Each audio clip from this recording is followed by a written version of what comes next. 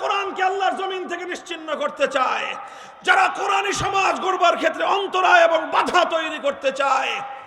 তারা সাধারণত কোরআনের তেলাওয়াত কিংবা কোরআনের ব্যাখ্যার ততটা বিরোধিতা করে না, যতটা বিরোধিতা করে যখনই আমি কোরআনের এক একটা বিধান আল্লাহর জমিনে বাস্তবায়ন করতে যাব, তখনই তারা আমার পথে অন্তরায় হয়ে দাঁড়াবার চেষ্টা করে। তারা চেষ্টা করবে, তারা কাজ করবে তাদের শয়তানের পক্ষে, তারা কাজ করবে আল্লাহর কোরআনের বিপক্ষে, তারা কাজ করবে কোরআনের এক একটা বিধান বাস্তবায়নের ক্ষেত্রে বাধা হয়ে দাঁড়াবে। তারা যদি